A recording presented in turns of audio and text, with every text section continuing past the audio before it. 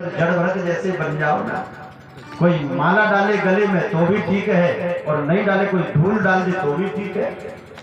ऐसी स्थिति भागवत की कथा, ये सत्संग हमें सिखाता है। जीवन में सच्चा इंसान बनना है। अगर आपको अपना जीवन अच्छे से बिताना है तो आप सहज बन जाओ, सबके लिए सहज बन जाओ, सबके लिए इतनी सरल बन जाओ तो आपकी सरलता ही भगवान की प्राप्ति का सबसे सुगम साधन है। मेरे भगवान ऐसे हैं विदुर घर साग खाते हैं। मेरे भगवान ऐसे हैं विदुर घर साग खाते हैं।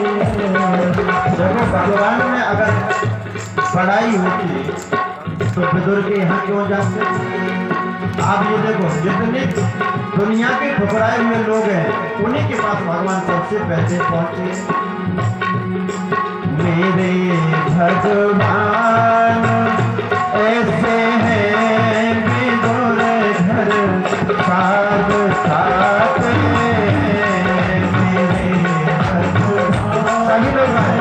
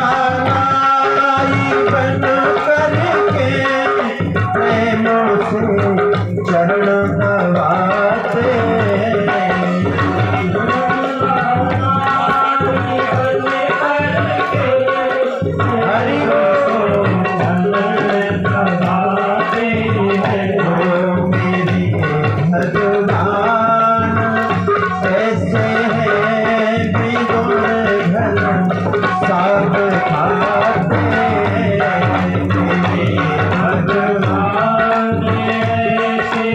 है गोरे घर खाते हैं। देखो हमारे आपके घरों में भी भगवान खाएंगे साथ, लेकिन कम खाएंगे तो ताली बजाओगे प्रेम से, ऐसे नहीं कि खाने वाले। हरि बोल।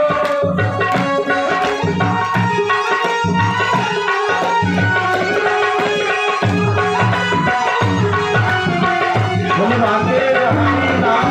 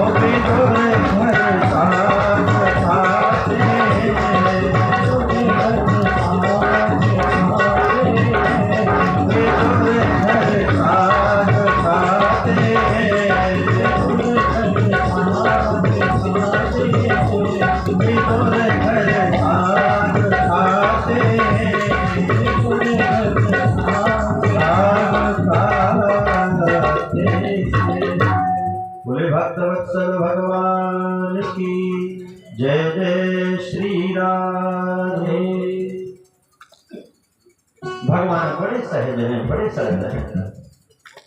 अब आप सुन रहे होंगे कि नंदा नाई बन करके प्रेम से चरण दबाते। ये नंदा नामक जो नाई है इसी कलयुग में हुआ है। भगवान का बड़ा प्रेमी था।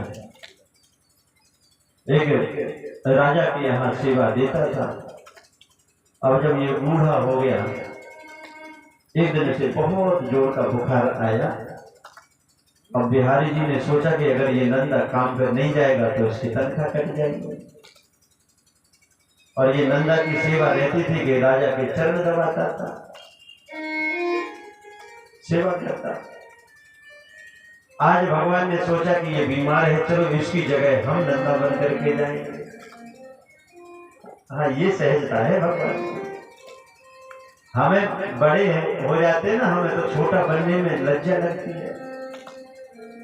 ये भगवान की विशेषता है कि जब जब तक चाहे भगवान बड़ा बन करके रखें, और समय आए छोटा बनना पड़े तो फिर उसमें संकोच नहीं हो।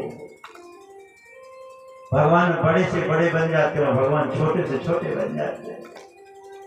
नंदा बन करके पहुंचे, वो चरण दबाने लगे। अब भगवान का स्पर्श जैसे मिला तो शरीर की सारी थकावट दूर हो गई।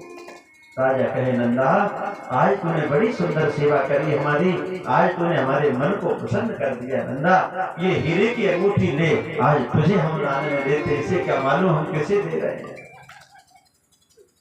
जैसे वह अंगूठी लिए भगवान लेकर के आए, और नंदा सोच रहा है कि कल तो अब हमारी जो है नौकरी छूट जाएगी, क्योंकि हम जा ही नहीं पाए हैं। डरते डरते नंदा जब द्वारा पहुंचा, भगवान ने वो अंगूठी इसी के हाथ में पहना दी। डरता डरता पहुंचा और राजा के सामने नंदा नाई जैसे पहुंचा। राजा ने कहा, नंदा कल की तरह आज भी सेवा करेगा तो तुझे आज भी हम उपहार देंगे। कल तूने बड़ी सुंदर सेवा करी। नंदा ने सोचा, बड़े लोग हैं, उपहास में भी कोई ना कोई रहस्य छुपा देता है। सोच रहे हैं, नंदा सोच रहे कल आया नहीं था ना, इसलिए उपहास कर रहा है राजा। कल तूने बड़ी अच्छी सेवा करी। नहीं मालिक, कल मुझे बहुत तेज बुखार था, इसलिए मैं नहीं आ पाया, मुझे क्षमा करें। राजा ने कहा, कैसी बात करता है नंदा, जब तू बुखार में पड़ा हुआ तो फिर नंदा बनकर के कौन आया था। नंदा समझ गया ये नंदा कोई और नहीं था, ये मेरा परमानंदा था जो आज नंदा बनकर के पधारा था। ये भगवान की कृपा है।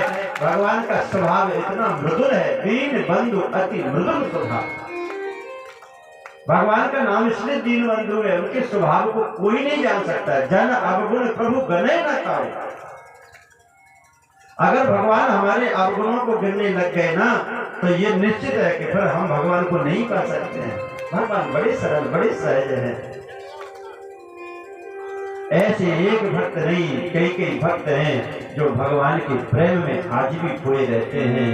ध्यान रखना, आज हम भगवान को पाले तो ठीक है, नहीं बिना भगवान के हमारी गति तो है ही नहीं। कितने ऐसे स्थान होते हैं जब तक भगवान की डोर, भगवान हमारी डोर को थामे रहते हैं, जब तक हमारा जीवन सुरक्षित रहता है। और थोड़ी सी डोर ढील कर देते हैं ना, उस समय संसार का कोई भी डॉक्टर बचाने वाला नहीं होता। विचार करो, कितने ऐसे स्थान हैं जहां हमको लगता है कि एक कदम अगर आगे बढ़ाते तो हमारा एक्सीडेंट हो जाता।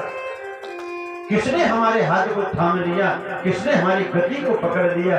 कौन है? वही भगवान है जो 24 घंटे हमारी आसपास ही घूमता रहता है। जिस समय यही होश नहीं रहता कि क्या खाना है क्या नहीं खाना है, तो कुछ भी मुंह में दे लेते हो। उस समय भी भगवान जानते हैं कि इसे क्या देना है और क्या नहीं देना है। जन्म से पहले माता के स्तनों में दूध नहीं रहता, लेकिन जन्म होते ही स्तनों में क्षीर सागर से कांटेक्ट परमात्मा करा देता है। उसे मालूम है ये अजान है, कुछ जानता नहीं है, इसका जीवन मुझे कैसे रखना है? तो वहीं से दूध की व्यवस्था हो जाती है। जैसे दांत निकल जाते हैं तो अन्न भी देने लग जाते हैं। भगवान कहते हैं बस अब दूध का खजाना खत्म करो, अब इसे अन्न की जरूरत है। लेकिन कार्य हमारे जीवन को हम सबसे ज्यादा परेशान रहते हैं। हम ये सोचते हैं कि करने कराने वाले तो हम हैं केवल, लेकिन वस्तुता यह है कि करने और कराने वाले तो केवल परमात्मा है। इसलिए जब कोई समस्या आ जाए, कोई परेशानी में पड़ जाओ, तो ये मत सोचो कि मैं परेशान क्यों हूँ, क्योंकि पहले से ये निश्चित रहा होगा, मेरे कोई कर्म बिगड़ गए होंगे, इसलिए आज मैं परेशान हूँ। धीरे धीरे करके कर्म अच्छे होंगे तो बुरा वक्त भी बीत जाएगा। अपने चाहने से विचार कर लेना। एक भक्त ने बड़ी अच्छी बात कही, हमारी छतों के चिराग तो न जाने कब के बुझ गए होते, हमारी छतों के चिराग तो न जाने कब के बुझ गए होते, पर कोई तो है जो हवाओं के हाथ थामे है। कोई कौन है? वही परमात्मा है। भैया ज्यादा पढ़े लिखे जाओगे ना, संसार की विद्या ज्यादा सीख जाते हो, तो सबसे ज्यादा जो ज्यादा अपने आप को बुद्धिमान समझते हैं वो नंबर 1 के नास्तिक बन जाते हैं। वो कहते हैं भगवान कुछ नहीं होते। इससे अच्छे तो हमारे वही ठीक थे जो पढ़े लिखे ब्रजवासी नहीं थे, लेकिन उनके हृदय में ये पक्का था कि कृष्ण हमारा है और हम कृष्ण के हैं। बताइए, पढ़े लिखे अच्छे हैं कि ये बिना पढ़े अच्छे हैं? और उन अनपढ़ ब्रजवासियों ने पढ़े लिखे उद्धव के भी कान खड़े कर दिए। उद्धव तो बृहस्पति के शिष्य थे, पढ़े लिखे थे, ज्ञान का गुमान था, अभिमान था, मैं ज्ञानी हूं, मैं सिखा के आ जाऊंगा कि योग धारण करो और कुछ नहीं है, संसार सब झूठा है? इतना अभिमान गुमान लेकर के उद्धव गए ब्रजवासियों के बीच में, लेकिन ज्ञान बूंदड़ी बन करके वहां पर जब तक नहीं बह गया, जब तक उद्धव को भी वो शांति नहीं मिली है। और लौट करके फिर यही कामना करी कि चाहे मैं ब्रज की घास बन जाऊं, यहाँ का पत्थर बन जाऊं, तो मुझे स्वीकार है, क्योंकि धन्य है आपके ब्रजवासी, धन्य है आपके भक्त, आपकी भक्तों की तुलना किसी से नहीं की जा सकती है। भगवान कहते भी हैं कि जो मेरा भक्त बन जाता है वो मेरा सबसे ज्यादा प्रिय है। ऐसे संतों के बीच में सूत जी महाराज के सामने ऋषियों ने यही प्रश्न किया, प्रभु अज्ञान ध्वंत विध्वंसा कोटि सूर्य समा प्रभा, श्रोताख्याहि कथा सारम मम कर रसायनम। हे सूत जी महाराज, हमारे कानों के लिए जो रसायन औषधि का काम करें, ऐसी कोई मंगल कथा हमें सुनाओ। अब ये तो निश्चित हो गया कि भगवान की कथा से संसार के समस्त रोग दूर हो जाते हैं। इस घोर कलिकाल में जीव प्रायः आसुरी प्रवृत्ति क्यों हो गए? ये घोरे कलो प्राय जीवश्चासुरतां गतः, क्लेशाक्रान्तस्य तस्यैव शोधने किं परायणम्। बोले इस घोर कलयुग में जीव प्रायः जो है आसुरी प्रवृत्ति के हो गए हैं। अब इनका शोधन कैसे हो, ये कौन चिंता कर रहा है? ये संत कर रहे हैं। और सूत जी महाराज के मुख से जो है कोई उपाय ये निकलवाना चाहता है। देखो, ये चर्चा वर्तमान की हो रही है। द्वापर के अंत में भागवत की रचना वेद व्यास जी ने करी है, तो द्वापर के अंत में तो कलयुग ही तो आया है। और कलयुगी जीवों को जब देखा आपस में लड़ते झगड़ते, तभी तो इनका मन व्यथित हुआ। और आज जैसे ही कहा कि कलयुग में जीव प्रायः आसुरी प्रवृत्ति के हो गए हैं। अब ये तो आप जान ही गए होंगे कि सुर किसे कहते और असुर किसे कहते हैं। मान है मात पिता नहीं देवा, साधुन सन करवावह सेवा, जिनके यह आचरण भवानी। बोले जो साधुओं से सेवा लें, माता पिता का सम्मान ना करें, समझ लो ये सुर में नहीं है, ये असुर है। और आज बताओ कितने ऐसे पुत्र हैं जो सवेरे उठ करके माता पिता को प्रणाम करते हैं। हाथ खड़ा करवाएंगे तो शायद कोई एक हो, बताओ। और भगवान श्री राम जो है सवेरे उठ करके सबसे पहले माता पिता और गुरु को प्रणाम करते थे। परब्रह्म होकर के भी वो जानते हैं कि मुझे जीवों के अंदर संस्कार कैसे डालने हैं। लेकिन अब बताओ ये संकेत है कि नहीं आसुरी प्रवृत्ति के? चला दी। स्वार्थ जब होगा तब तो हम भगवान के दरवाजे में आते हैं, माथा पटकते हैं, भगवती के दरबार में आएंगे, खाती बाबा के दरबार में आएंगे, सामने रखने पर में। और जब स्वार्थ नहीं होता है, सब प्रकार के सुख जब होते हैं ना, तो सबसे पहले व्यक्ति भगवान को ही भूलता है। वो कहते कोई भगवान भगवान नहीं है। ये सब फालतू की बात है। अच्छा, एक और आपको सूत्र बताएं, भगवान को कब तक मानता है ये जीव? जब तक कोई लोभ होता है या भय होता है।